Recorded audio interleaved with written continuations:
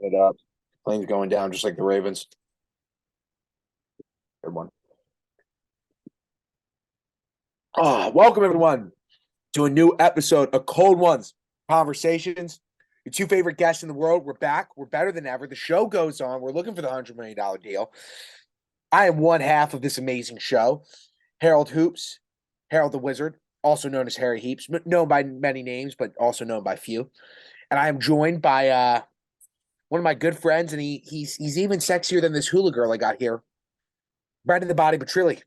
Damn right. Damn right. Doing well, dude.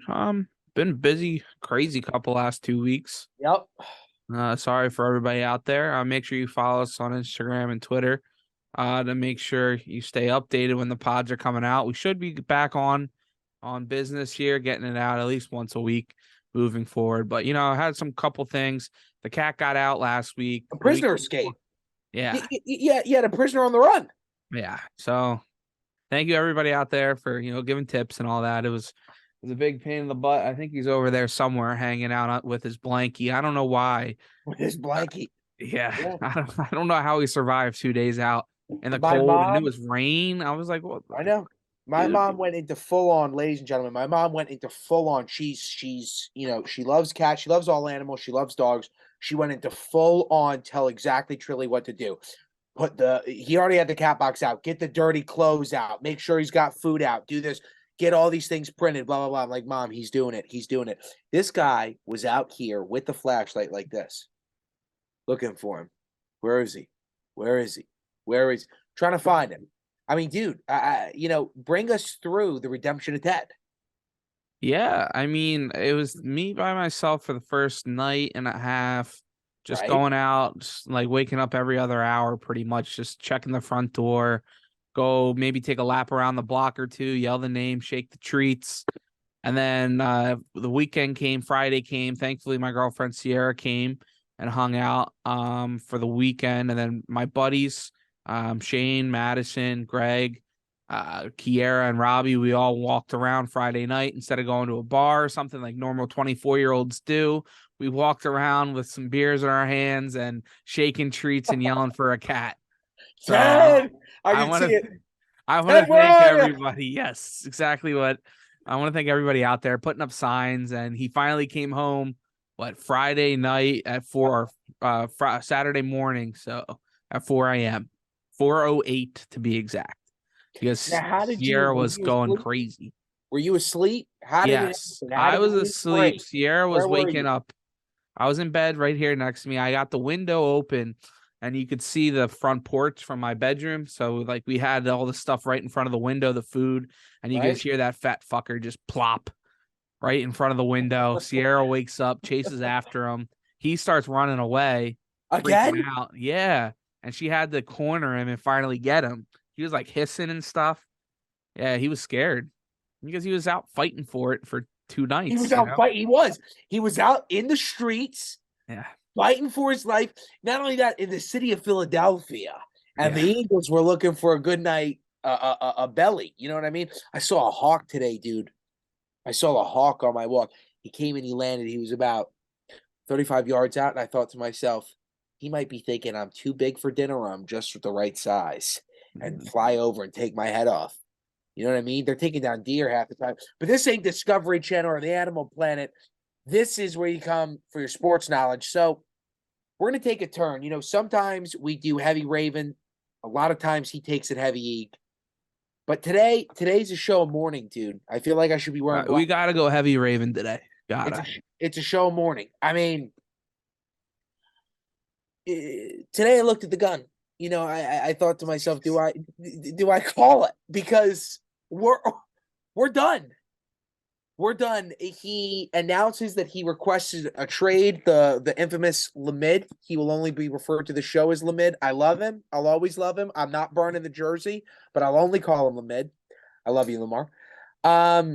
We handled this so I don't even know where to start. Let's bring it through chronological order. We've been detailing this event for how long now, Trilly? It seems like forever. A couple months. Yeah, during the year. And I kind of felt it coming during the year, though, and you were like, no. It's going to get figured out. No. Right. And now it's not. He announces that he wanted a trade, requested it on March 2nd. It's been almost a month since then. There's been no deal struck. Obviously, no other teams throughout this time since March 5th have also requested to give Lamar a contract. But Lamar just used all of his leverage. Lamar's forced the Ravens' hand, in my opinion, right now. The Ravens are in a worse position currently, my comparison, than the Green Bay Packers are with Aaron Rodgers. They have nowhere to turn to. They have a set price on a guy who wants to leave. Only 2 first-round picks, and he said that he wants to go. They are not meeting where he feels he's valued at, which is around $250 million for 7 years. He wants it all guaranteed. We'll get into the logistics in a moment. But the Ravens right now, I mean, we're signing no names to be wide receivers. I mean, I'm going out there. I told my trainer today, can we start testing my 40? Because I want to go out. I want to go out. You can go make a quick 10 mil. I mean, I'm thinking it, dude. I'm looking at the rugby cleats right now. I could go out on that turf. They're not metal spikes. You don't have the hands, though. You don't have the hands. Oh, have you seen my head turn on that? You don't know what you're talking about. You're lying. I've seen you try to play rugby. It's not going to work out. No, listen. I might not have been there when it came to the lateral, but when it's in the forward, it's all business. The point being, ladies and gentlemen, is the Ravens right now are losing a top 10 quarterback in a league and in a division where they have 2 top 10 quarterbacks in it and a Hall of Fame head coach who's arguably, outside of John Harbaugh, the 3rd best head coach right now, week in, week out in the NFL. I want to get into the logistics, but before I do it, Trilly, what do you think of this? I mean, I was telling you a couple weeks ago that this was going down a bad path, and that you guys were probably screwed. And I was right. I'm always right. No, just kidding. But yeah, it stinks because, like I said, we were talking about it during the season, and I was kind of bringing up, like, do you think this will get ugly? And you were like, no.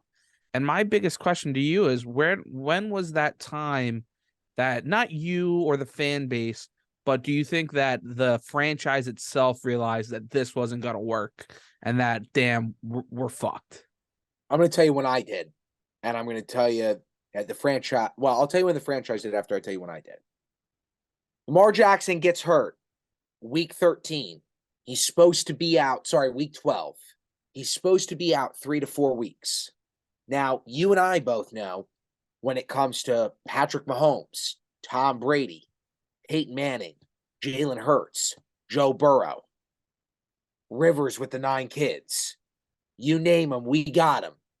When these star quarterbacks want to play, they're looking to be out on the field, like Tyler Huntley did in that playoff game. With a hurt shoulder, comes back, puts the Bengals on the run in Cincinnati. Lamar Jackson, dude, that injury was supposed to be 3 to 4 weeks. It lasted 6. He didn't play another game the whole season. I knew by week 3 of the injury that something was going wrong. He wasn't throwing the ball. There wasn't communication with the team.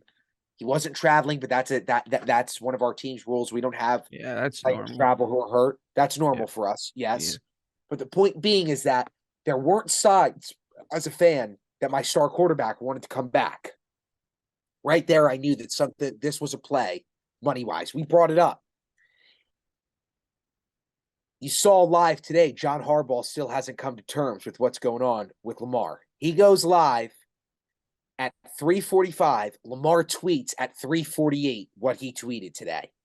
And John Harbaugh is trying to act like it's a comedy skit on SNL, like it's made up. That guy, what gets me about this is that there is nobody who's a Ravens fan or within the Ravens organization that's pulled harder for Lamar Jackson, for LJ, harder than John Harbaugh. Because John Harbaugh knows that Lamar Jackson saved his career in coaching and as a Baltimore Raven. So he's going to ride and die for this kid. And then you tweet that while he's only praising you during this press conference about how he wants you to be the quarterback for the Baltimore Ravens. He's your quarterback. Those are John Harbaugh's exact words. And you tweet this out. They still don't have a clue. The Ravens still don't have a clue. This isn't going to work out. We've devalued him. We can't get 3 first-rounders. Everybody now knows that we're in a burning house that's going to get burned out or it's going to go to the ashes. He's never going to play as the Ravens again. We're fucked. Yeah. I mean, and I've never been so factual with being so upset, but I'm seeing what's out in front of me. And it's like, dude, it's like I feel like I'm a New York Knicks fan right now. Like I'm fucking up on every turn for the last century. And now I'm looking at this. It's like, dude, what's going on?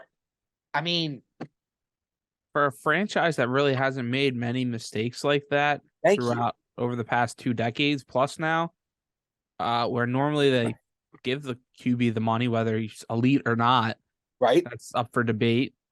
They've always been able to take care of their guys. That's been their biggest thing. That's right. And I think the whole injury thing, I want to know why they didn't from the get-go. I mean, I get the money thing. They didn't want to give him that $250 million. I think that's outrageous. But on whose end? On both, I think that both teams should have been able to come to the grips of like, hey, the biggest thing is when guys you get mad at, like, you know, got mad at guys for having X amount for a contract, right? Right. But the biggest thing is it's supply and demand, like everything in business, where, okay, you see a guy like Tobias Harris flipping it up here. We'll talk ball in a minute, but you know, a lot of Sixers fans get upset with Tobias Harris because he was making $160 million for 5 years for a guy that's a third, maybe fourth option on a team at best, right? And then you go and you look at the Deshaun Watson deal, and that's where, you know, guys try to like, hey, I'm way better than this guy. I should be getting what he gets and some. What players don't realize is that's just what the circumstances happened. Okay. Correct. Like, this is not the way it's going to play out. And that's what the Ravens kind of have done here, where they said, okay, you go find it then. And now Lamar is figuring it out. Nobody's giving it to him at the end of the day, or else he would have been moved by now. Who wouldn't give 2 first-round picks for Lamar Jackson like that? So, and give him a solid, I don't know, $180, $200 million contract. But see, that's where But it seems like he wants more, and that's why the deals haven't. Yeah. You've created the perfect transition, because this is where, let's go through the contract details, right? Let's go through why teams aren't coming. Number one, the price tag, 250 bones, 250 million. And not only does he want 250 million, second part is he wants every dollar guaranteed. We're going to get into that in a minute too, but there's no money that's off the table. It's all guaranteed. He dies out on that field, mom's getting paid. You know what I'm saying? Like that, all that money is guaranteed, which is directly out of who? Third point, the owner's pocket. It's an escrow account that goes straight from the owner that they create in a subsect for guaranteed money. But the thing that's really become big in Baltimore news that I've been focusing a lot on is the fourth point, and it's the 7 years. The rumor has been really coming out is that Baltimore offered Lamar Jackson $150 million guaranteed, $180 altogether for 4 years. The Ravens have wanted to sign him to a 3-year deal or 4-year deal. Now, there's a certain reason for that, and we're going to get into why Lamar wants a 7-year deal. Well, yeah, Lamar wants a 7-year. Go ahead. Well, I'm just looking at the numbers wise. What, that's 35 a year? 35 a year. Yeah. Why wouldn't, all right, you finish your point. And then why wouldn't they do that? Yeah, why with Ravens cap wise, why wouldn't you do that? They did offer that deal. They offered the 3 to 4 years at $150 million guaranteed, $180 altogether. Well, if you do $250 for 7, that's 35. Because the $250 on the 7 is for this specific reason. We've got a quarterback who's a running quarterback, who's the only running quarterback so far that's made the possibility of a running quarterback look like that they could win a Super Bowl. Cam couldn't do it. He made it to a Super Bowl. He got slaughtered. Vic could never do it, right? This guy won an MVP first year starting. The issue is that the 7 years, when you've got a guy who's probably going to miss 2 to 3 games every season, adds up. And then on top of that, you look at guys like Burrow. I can't talk about Hurts yet, but like Burrow, like Mahomes, like Herbert, like Lawrence, right? You take those 4 guys right there. I'm not even going to include Allen. You take those 4 guys, the way that they play, barring massive injury or an offensive line change, they can play this way for the next 12 years. Lamar knows he's got a 7-year window. He's got a 7-year window for his body to perform the way it's going to perform and for him to be able to compete for a Super Bowl. He's looking to get paid now. He knows that there's probably not another check at the end of 6 to 7 years. He's looking to get all of his money paid in full because he looks at what's happened to him. And so the issue that the Ravens say is, we didn't invest in the quarterback the first time we won a Super Bowl. We didn't invest in a quarterback the second time we got a Super Bowl. Now, to play devil's advocate, the league has changed a ton in 11 years. The league has changed so much in the last 6 years. Look at the last 6 Super Bowl champions, starting off with the Philadelphia Eagles for their first Super Bowl. Look at the offensive core. The Ravens have not been there the last 6 years. But the reason why Bisciotti does not want to put up that money is because he knows that he's paying for something that's only going to pay 13 to 14 games out of the season. He hasn't played December or January football the last 2 years. And Lamar's issue is that he's looking for a contract that does not involve being able to pay a team on the current team that has the lowest cap availability. Now, I'm always the biggest person that says you can exceed the cap, you can exceed the cap. But the issue, going back to our original point here about why teams aren't coming for him, is this longevity. Teams want to sign Lamar Jackson to a 4-year contract with a 5th-year buy-in. They honestly want to pull a Kirk Cousins. 3 years up front, ton of money with a 4th-year buy-in. But Lamar doesn't want that. Lamar wants money, he wants guaranteed, and he wants protection for longevity. Teams don't want to give that with a guy that they know isn't going to play January football. That's what it comes down to. And Steve Bisciotti's the first person to think that way. That's my reasoning why he's not getting it. And all right, so is that, you think, all right, he goes, Ravens aren't going to give that to him. Go ahead, Lamar, try to find it. And other teams are realizing that too. Yes. They know it. And that's why he has, because like what I was saying, like if I can get Lamar Jackson for just 2 first-round picks, and I got to give him a deal because that's my franchise QB anyway, I'll give him the deal.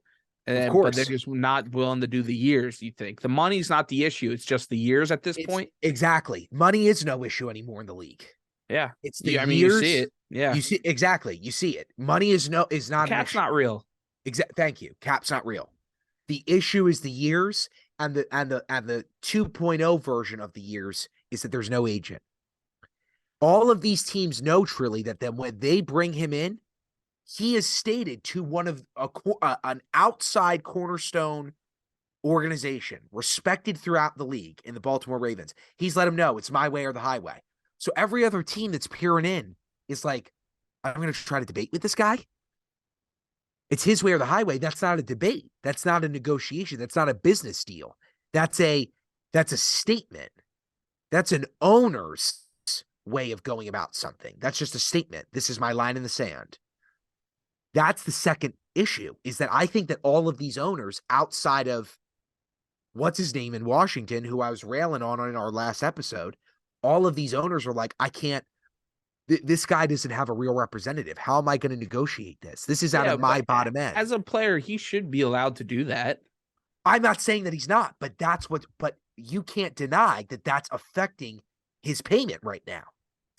I guess. I mean, that's the only real thing that you think if Lamar Jackson had an agent at this point, right? He would have been paid. He would have been paid? He would have been, not only would he have been paid, Trilly, he would have been paid before the start of this season.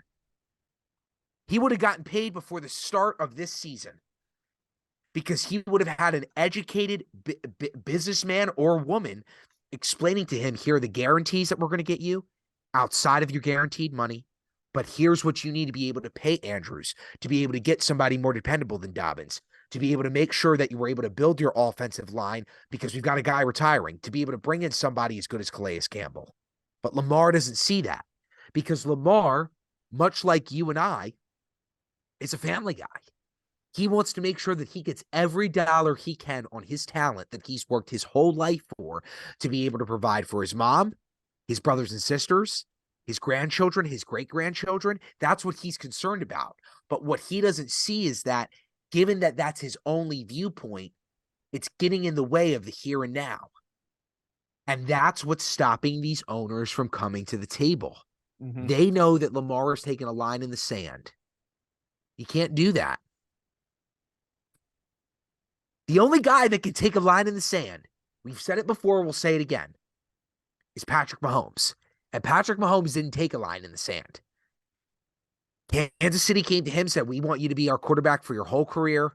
He said, let me do a team-friendly deal, but let me get paid. And that's what happened. That's not happening with Joe Burrow. That's not going to happen with Allen. Aaron Rodgers, arguably the greatest star of the football, he never got a deal like that. The GOAT never got a deal like that. But Lamar Jackson is creating a structure where the Ravens might not break 10 wins if he were to get a deal like that. That's the reality. I've said it before, I'll say it again, Trilly, and I'll stop ranting on, but I think you'll agree with this. Lamar Jackson, on his own accord, in my opinion, wins you 7 games on his own talent. His talent alone, nobody around him, he'll deliver you 7 wins. You got to get 3 more just to make a playoff berth at a minimum. That's if other teams aren't doing well. You want to talk about being 11, a 12, a 14. You want to get into the Eagles category. You got to have talent. But the issue is that the Ravens are also stuck in the 2012 format, which is we'll pay our defense. Yeah, the biggest thing when you come about talking about that team building there, right? You go out and you get who they just signed. Nelson Aguilar. Nelson Aguilar. You go, okay, Lamar, yeah, we'll get you guys. And Aguilar. Dropping babies like Aguilar. Now he's turned into an okay player, but he did suck for the Eagles.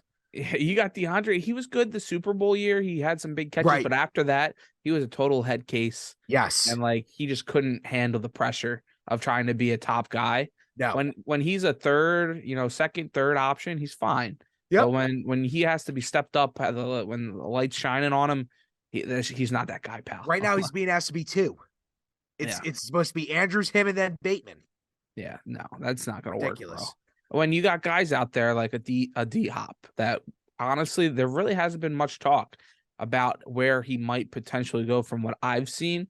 They floated out Dallas, but Dallas just went and got who they just get for their number 2 option. I just forget off the top of my head. What was his name? Was it a tight end? No, they re-signed him. They didn't re-sign their tight end. Wide receiver. Oh man, the indigestion's Brandon Cooks. Brandon Cooks. And they gave him a decent chunk of change there. So instead, I feel like that they kind of looked at those options and then they went, yeah, we'll trade for Brandon Cooks. Well, dude, why didn't they go and make a move on Brandon Cooks? Let's stop this whole conversation right here. Look at what fucking Carolina and Chicago's doing, dude.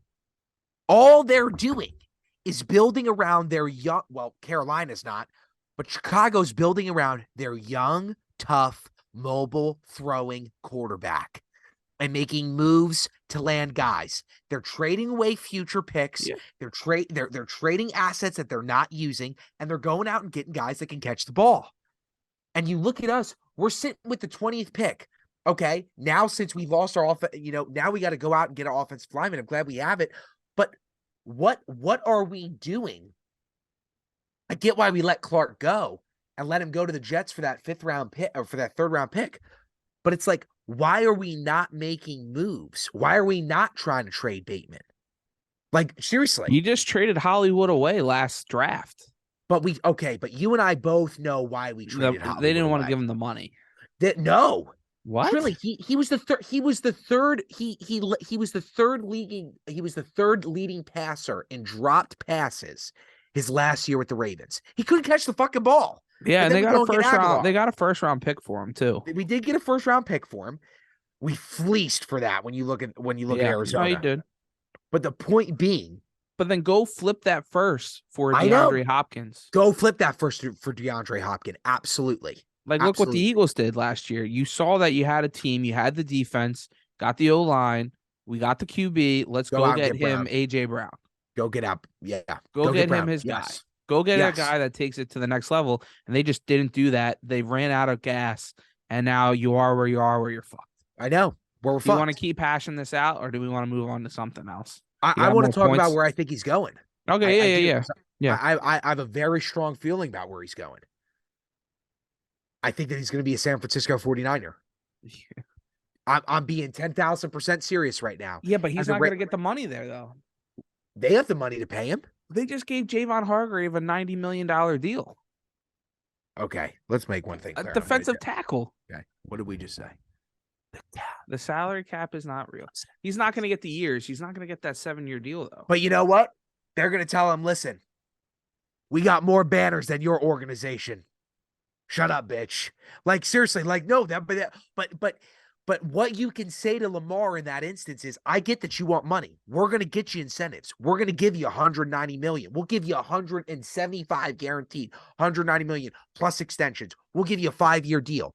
But you've got Kittle here. You've got Samuel here. You've got McCaffrey here. That's just naming the icing.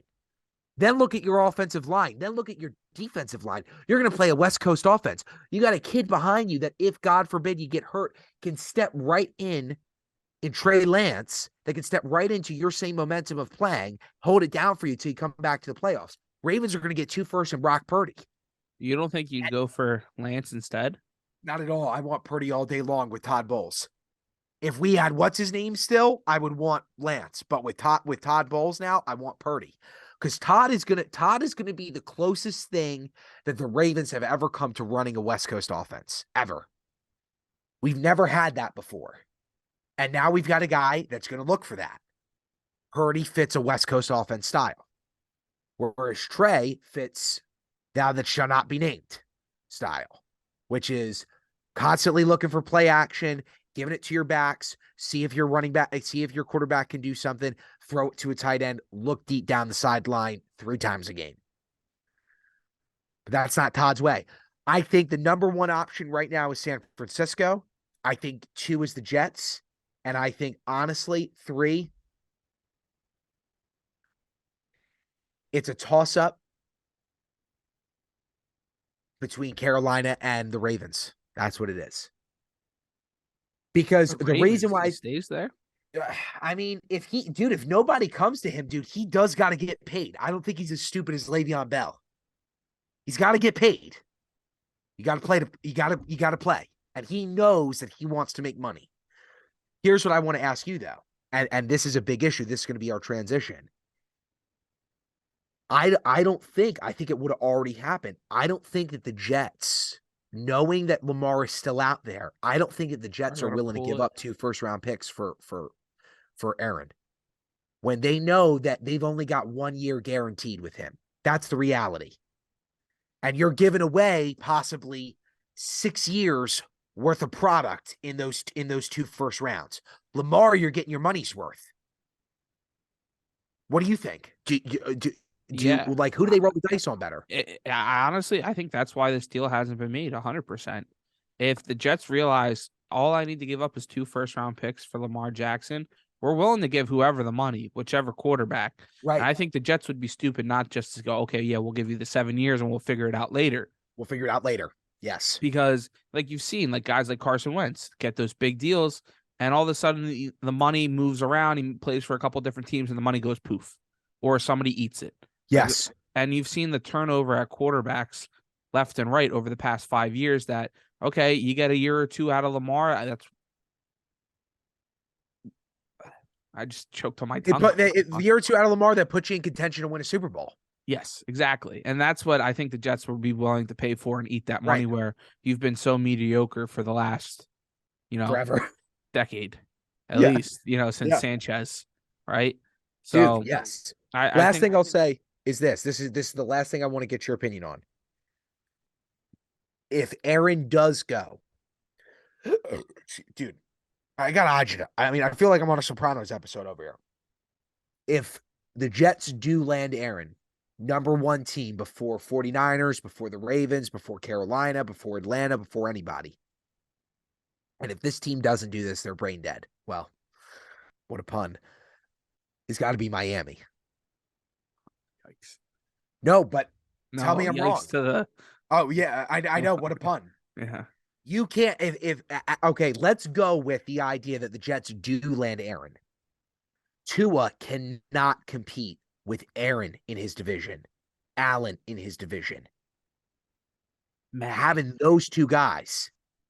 I mean, no, but dude, like you've then got what the Ravens have got going on. I mean, I think like, okay, here's the best way to put it. I think that it's harder for Miami to compete against Aaron and against Allen than it is for the Ravens to compete against Burrow and Deshaun. You've got two quarterbacks that'll let it fly any day of the week. They're just gunslingers. You don't go out and get Lamar with that offensive talent that they have right now in their defense. They're primed to be a Super Bowl contender. But if Aaron goes there, dude, they're out of it. They're out of the AFC East run 100%. It's down to the Jets and Bills. We've seen that Belichick's, well, that's the other one, is that apparently Meek Mill and fucking Kraft are going back and forth about trying to land Lamar. But the point being, did you see those tweets and that? I saw a little bit of it. Yeah, I saw. My point being, though, is like, am I wrong there? Does Miami not have to make a major move if Aaron were to go to the Jets? Tua can't compete with those guys, dude. Yeah, I just think that they've made so many moves already to build up that team around Tua that where do you go? I mean, I guess you make that move for Rodgers then. That would be the only other option at that point, right? No, I'm saying if Rodgers is with the Jets. Oh, I thought you were saying if Lamar goes to the Jets. If Rodgers goes to the Jets, doesn't Miami have to go for Lamar? Don't they have to? I think they're going to be confident enough that they've built up that team enough to where it's a San Francisco style of having the weapons with, the two receivers, having the defense. Now you got Ramsey and the other cornerback. You got a pass rusher year two. You go through the draft, maybe you get another pass rusher linebacker. So I think they're thinking that they have the running game, they got the receivers, 100%. they built up the O-line, they got the defense. That we're gonna just try to make it work with McDaniels. He's smart enough to figure it out and maybe make a push that way. I think that's stupid.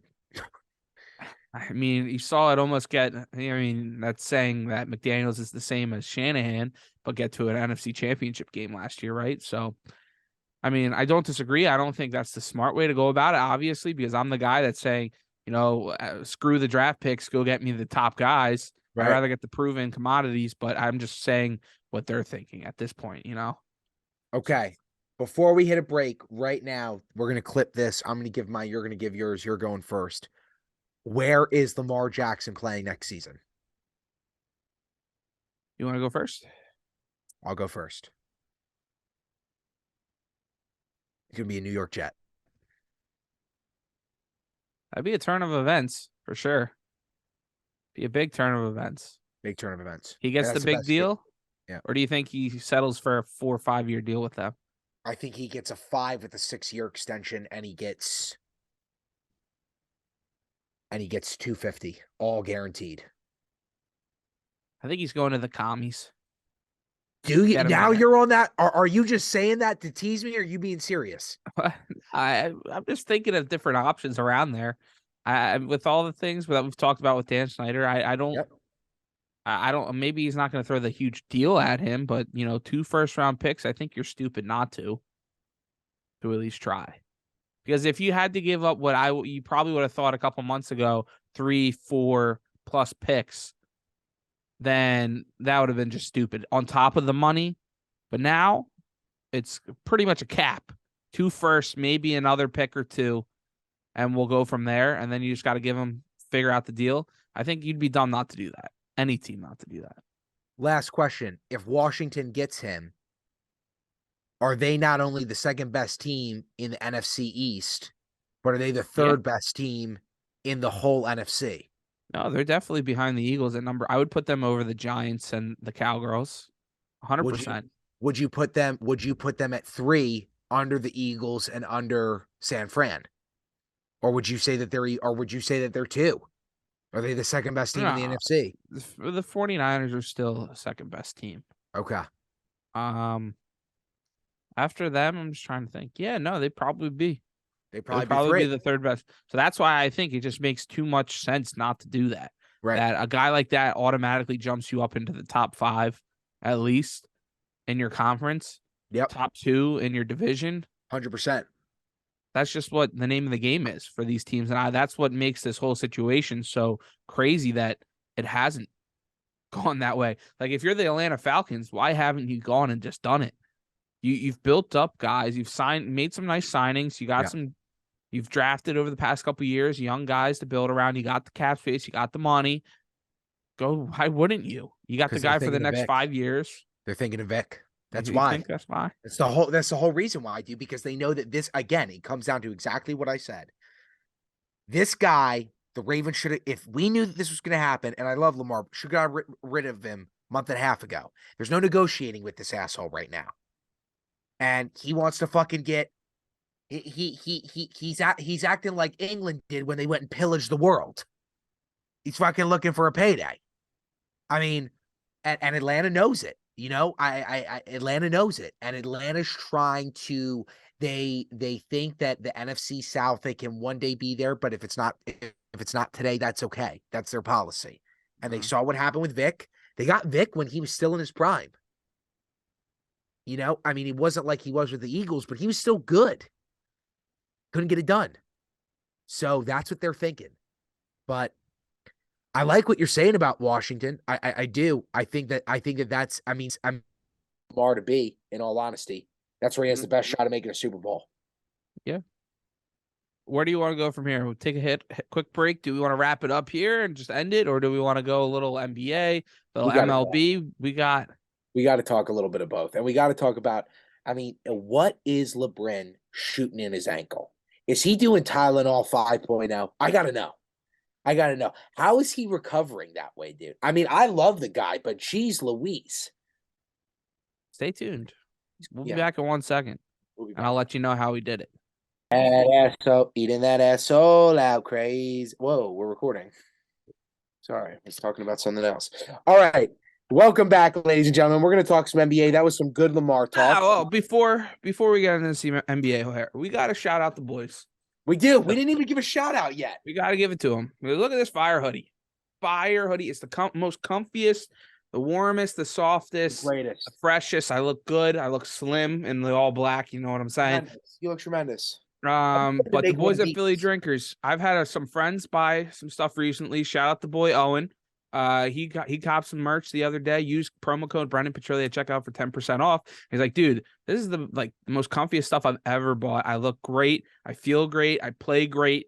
And we're going out there and we're killing it with the boys at Philly Drinkers, because when you're drinking a beer, when you're hanging out, you need to wear Philly Drinkers. And they got some awesome stuff coming out with the MLB season just around the corner. We're working on some stuff with them. Hopefully Charlie can fire up some more designs for us. Go check him out also. And also, we got a little NBA action as we ramp up the playoffs here with a couple games left. And that boy LeBron, I'll tell you how, Harry. I'll tell you how that he got that ankle right. It's because he went to the LeBron James of ankle doctors, of feet doctors. He went to the Rex Ryan of feet doctors. He went to the guy, not the best, the second best guy of foot doctors. Why would he do that, though? I guess second's okay. Second's okay. Second is, as a Philly guy, I'm okay with second place. Right. You gotta be, dog. Yeah, I have to be. Right. You have to be. You gotta hold it down. I mean, listen, man. Listen. LeBron needs people to know he can still give dick on that court. He can give dick any day of the week. Hot take here. I'm going to tell you why his ankle's getting better. He's getting out of LA. He's tired. Why is that making the ankle better? Why is that making the ankle better? Because he's got to show people that they want to still trade for him, that he still got it. I mean, dude, he's coming up to 85. He's been playing since 1963. People don't even know if he can shoot the basketball anymore. He's got to let people know, listen, you got to want me. You got to want me and my I son, want the you king, to want me. LeBron James. They got to want him. Yeah, right now they're tied right now for that playing game, that last spot. I know. The question is, why is he even doing it though? Like, let it. I guess it's because he just doesn't want the mark that he missed 2 in a row. Yeah, it'd be bad. That would Especially be if that bad. was his biggest thing of going to, 7 straight NBA finals to go now towards the end of his career. LeBron doesn't have it anymore. Back-to-back playoff misses, not even just losing in the playoffs, just straight up missing with the Los Angeles Lakers. If he was with the Cavs or something like that, he could be sold on, okay, we're rebuilding, blah, blah, blah. We don't have the assets, but you're in Los Angeles. You're in the bright lights. You're in Hollywood. You cannot miss. If you want to be one of the greats, you cannot go back-to-back seasons of missing the playoffs, especially with an expanded playoff format now. And it's just everything's tailored to you. You still have the players. And if anything, his GM moves, LeBron, the GM, has screwed over that franchise and organization of why they're so bad. 10,000%. I mean, they got the ring. He got a ring. He got a ring as a Laker. Is it? Don't be one of those people. Don't be one of those people. Yeah, man. No, I agree with you, dude. Well, listen, the dynasty of the Lakers, I think it's gone. I think it's done. I don't know if it could come back. I don't know if the Kobe of old, the Shaq of old, I don't know if that can return. The Magic of old, I don't know if that can be there. LeBron went there. He went there for more than just basketball. The pandemic happened. Right before that, RIP, Kobe Bryant passed away. All of this crap happened. He ends up winning the title. And ever since then, the Lakers have sucked. The West has only been getting easier, and the Lakers have sucked. That's the other thing that's crazy. Past 2 seasons, the West has only gotten easier. Now, the addition of Kyrie this season to the Mavs, KD now to the Suns, I guess you could say, but that just happened. That happened with a little more than a month left in the season. I don't know if he wants to end his career anymore as a Laker. Yeah, and the biggest thing, your point, by the way, executive move. I'm going to go in the hat. I'm going to stay with you. Go ahead. And your point on the West getting easier. Hi, Ted. He's going nuts right now. But the point on how the West has gotten so much easier. People are still talking if they get in that last play-in spot that has fallen out. If they get in that last playoff spot, people still think they can win the finals or get to the NBA finals in the Western Conference. That's how bad it is. Yeah. And how bad on how bad they've been. That Correct. They still think if LeBron James gets in, he can make a run at it. Which honestly, it's not the most crazy. It's not the craziest thing ever. No. But that being said, we've talked about it a little bit before in previous podcasts. Make sure you subscribe, hit the notification bell, and go check everything out on the page, of course. But he's going to be a mercenary. He's just going to be a guy that plays 20 games, 20 to 40 games a year now. Yep. Ramp up the last 15 games of the year. Yep. And hey, playoff times, let's go, boys. Yep. I hope you guys are ready. Because I'll play those 40 minutes when it comes to the playoffs time. Yes. Because all those minutes he's put on extra. He's put on 3 extra seasons on his body. I think it's more. I think he's at 4 now. If he makes the playoffs, yeah, it'll be 4. It'll be 4 extra seasons. Yes. So all those extra miles on that body, everything that it demands that he's done that made him so great, it's all catching up now. And 100%. He's realizing damn, I just got to play X amount. And if we get in, we got a shot. And that's where the Lakers are at, and they just haven't realized, that Anthony Davis is that dude, and they haven't been able to figure out a way to build around Anthony Davis because Anthony Davis has been hurt. He's always hurt. That's the only thing for them. Now you look at other teams, and the Bucks, the Boston, even teams like with Jokic and Denver and Memphis, those teams have been healthy for the most part throughout the years, where their nucleus has been able to come together as a squad. And what nucleus? Memphis? Yeah. What are we going lethal here? Are we? Yeah. Are we? I'm sorry. They've been able to play together, come together, and grow as a team. Where this Lakers team, whether it's Anthony Davis out, LeBron's out, whoever's out, they just haven't been able. Those role players have been asked for too much. They've traded everybody at the All-Star break. Like they've literally gotten rid of everybody for the most part. And they started to play better after that, but they're running out of time. They're running out of gas, and it's over. It's over for LeBron.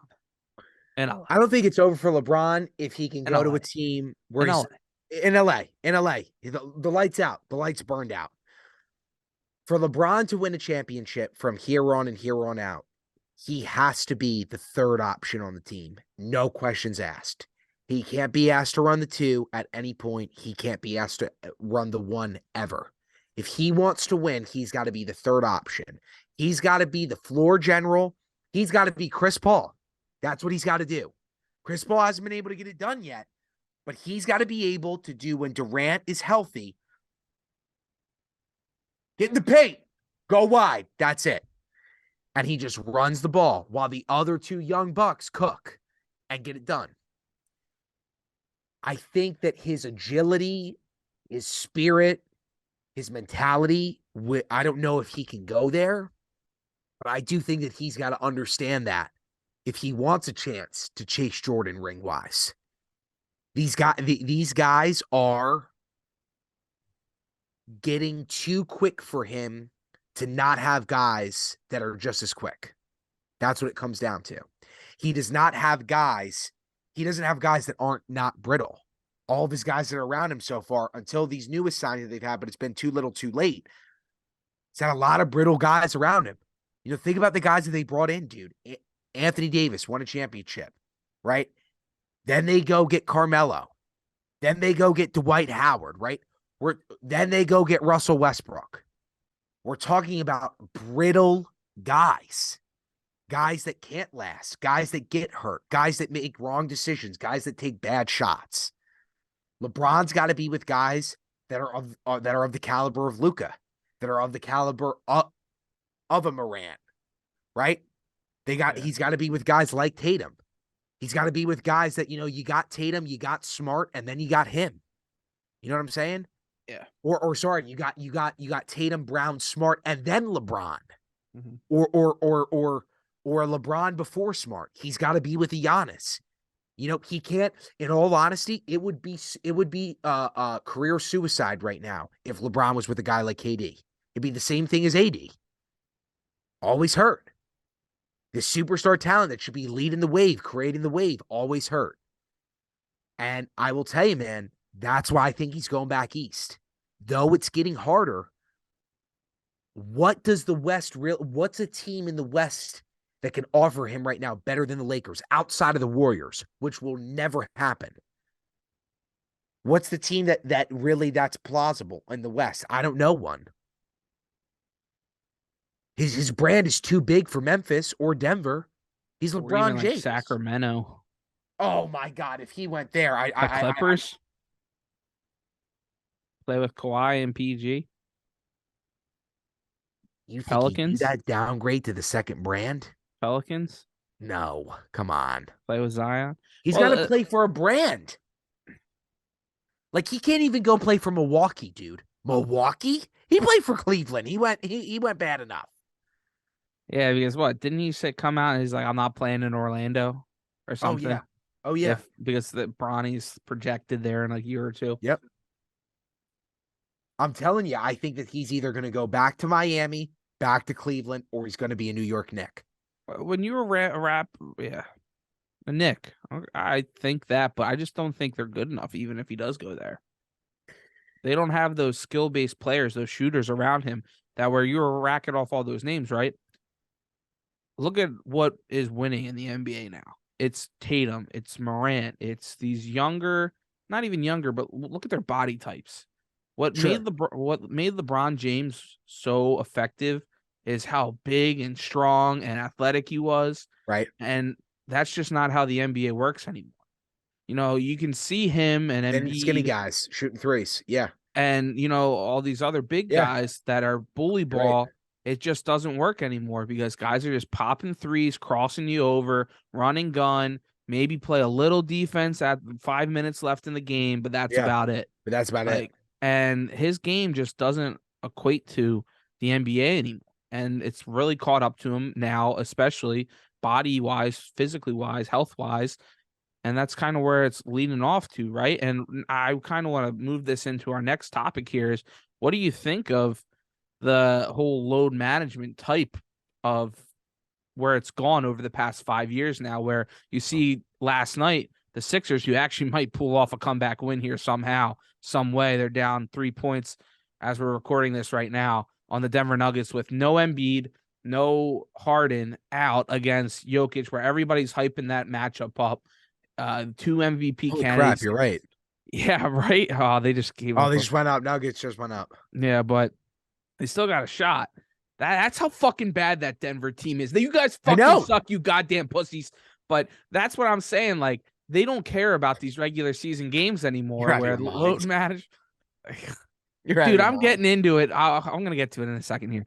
But where Embiid and Harden, like the Sixers have just gone, we just need them to be healthy in the playoffs, right? At this point, right? And they're willing to sit out a matchup on primetime TV on a Monday night, but in that spot where everybody's hyping up this for the past 2+ weeks, MVP candidates, Embiid's actually got the upper hand now at this point. Everybody's on his back, and now it looks like he's ducking Jokic, which I don't think he is, because he's had a calf problem over the past couple weeks. They've played. This is the third game in a 4-day stretch, so like they should have rested him the other night against the Suns if they were going to rest him.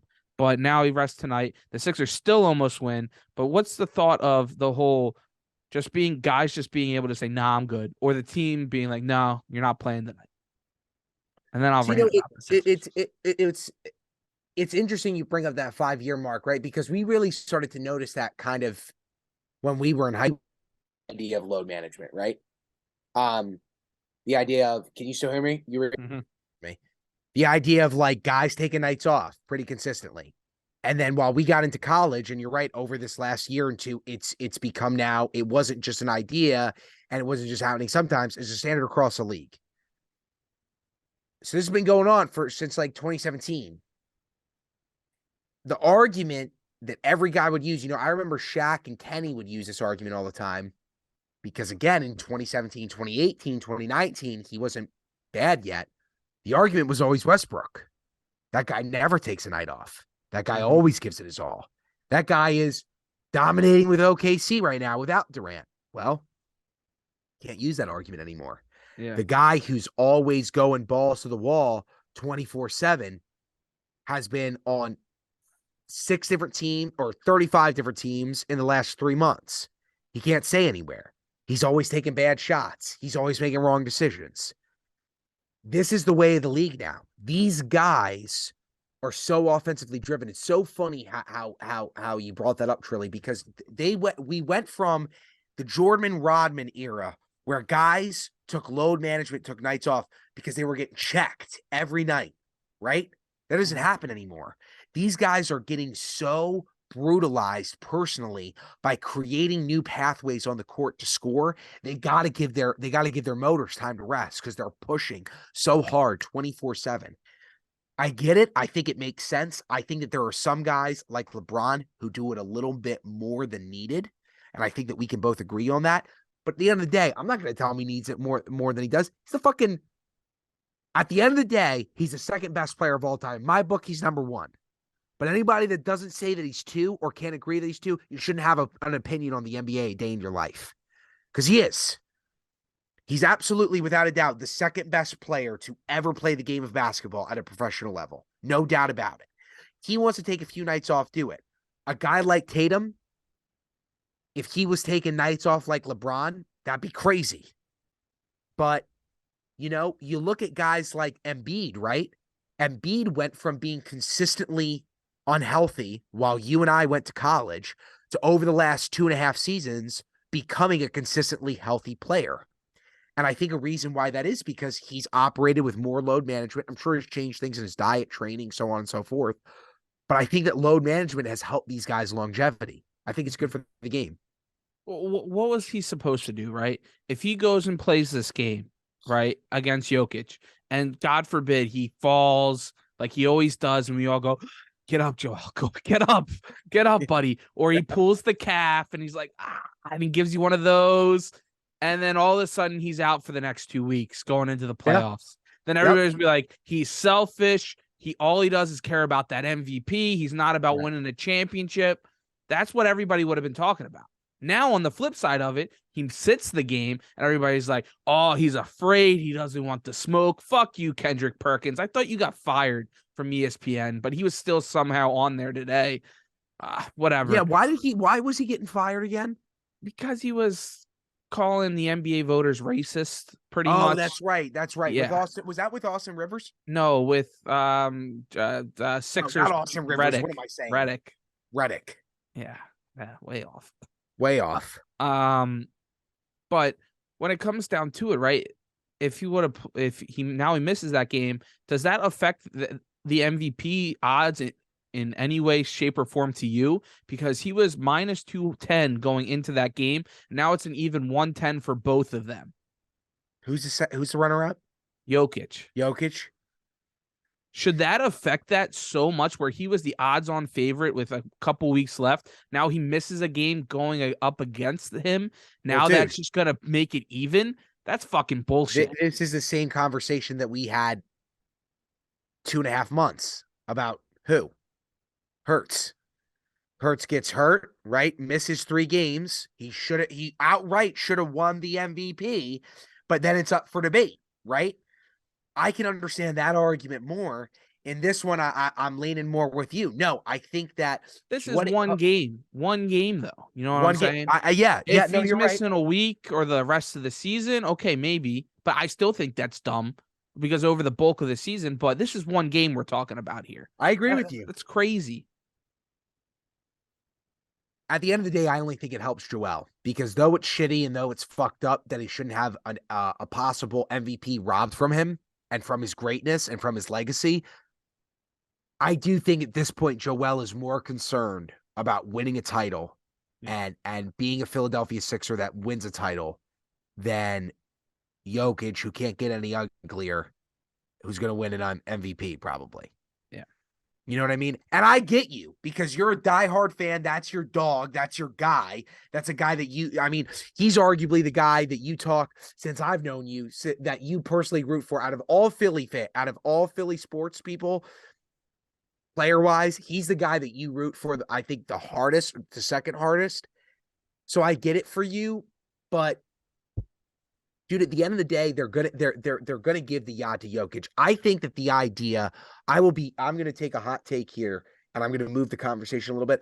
I think that the MVP in the NBA is an absolute joke. Yes, 100%. That's where I was gonna go with this. It's an absolute joke. Yeah, and it has been for a long time.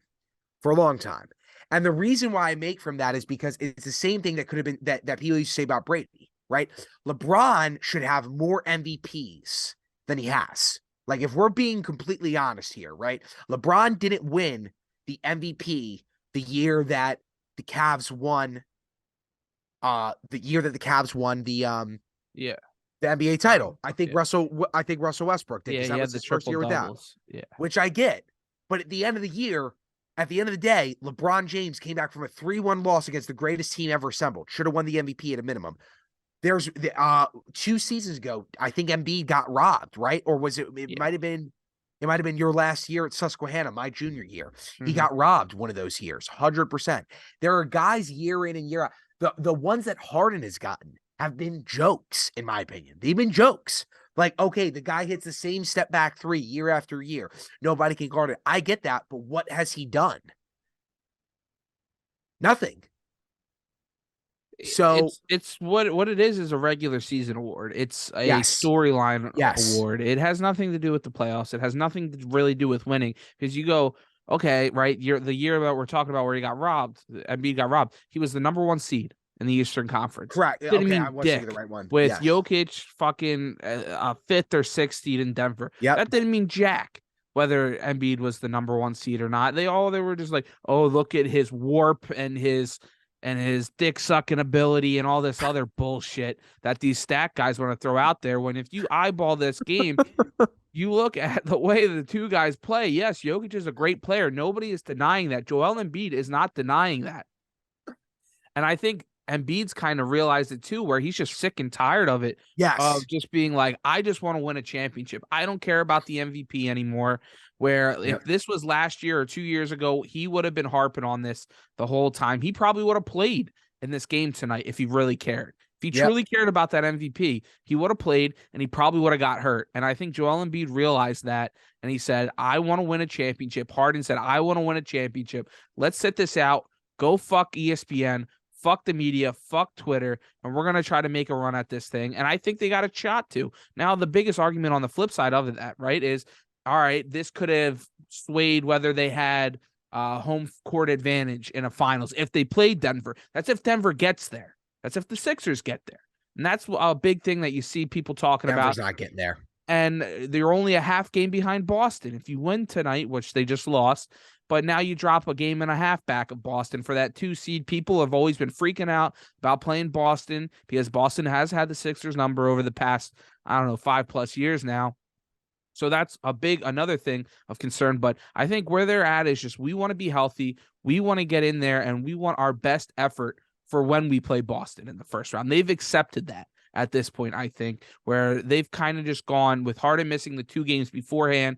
They said, let's get there. Me and you, let's go and dominate this and make a run at it, because who cares about this regular season? And who cares, because nobody really cares with the NBA at all, where you look at guys sitting out left and right with the load management talk that we started off with. So I don't know, man. Load management on that asshole. At least they're having fun. I watched Joel Embiid out there and James Harden and Tyrese Maxey and these other guys. They're having fun. They're winning games. They're doing it well. They're meshing at the right time. They just want to get there, where teams like the Dallas Mavericks, Luka Doncic is not having fun, Harry. He came out and said it. He's like, I used to smile, joke around, and ever since something happened, he didn't say this, but ever since something happened, he's not having fun anymore. What was that, Harry? What happened to Luka? We predicted it. I mean, listen, you bring in a head case, you get a head case. That's what happens. You bring in a head case, you get a head case. You want to know why he's a head case still? Where I talked about this in the offseason, right? Where we thought maybe he would have went. Kyrie Irving, that is he hasn't been on Shark Tank yet. I think if Luka and Kyrie went on Shark Tank, I think they would have been able to hash this out. Bought a company together, maybe try to make it work. You get the Cuban could pains. sort it out, be the accountant, be the money man. Yes, you figure it out. You go through your growing pains and you learn how to work together. I think that's where Mark Cuban's really missing out of having to make this team gel, and that's why they've struggled so mightily. We said it when it first happened. It was going to be hard for Kyrie to recognize that this is Luka's team. Well, guess what? Luka still recognizes that it's Luka's team, but Kyrie doesn't. And so now we see what you truly just said. Luka's not having fun. Luka right now, in my opinion, is the top 3 talent in the NBA. He's the top 3 talent. It's between him. It's him, not in this particular order, but it's him, Tatum, and then probably Giannis. Those are the top 3 talents right now in the NBA. You need to be getting him, not a guy that can take you to the finals, a guy that takes you to the finals while working around Luka. You need a LeBron. You needed a Kevin Durant. You should have been the one getting Kevin Durant. Instead of, Not the son. I mean, that's the truth. Yeah. Kevin Durant and Luka. Oh my God. And Kevin Durant could have sat this whole time. This whole time with the way that Luka's been playing. What makes no sense to me, man, is that I think that kind of what we've established is that Kyrie, I think, is the better playing version of Russell Westbrook. He's going to be a traveling player that is his mindset, his determinism, his actions, and even sometimes his playing style are not going to lead teams that he's with to ultimate success. They can get close and they'll always be in the conversation, but they're not going to get there. And I think that he really does have such a harborance on how a team can go in such a negative pattern, such a negative way. I bet you that if they can't listen, if Luka can at least make the second round of the playoffs this year, which they should, if not a Western Conference final, which they should,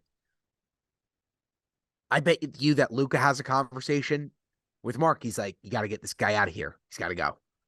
He's got to go. They only picked up the 1-year contract, right? With the 2-year extension.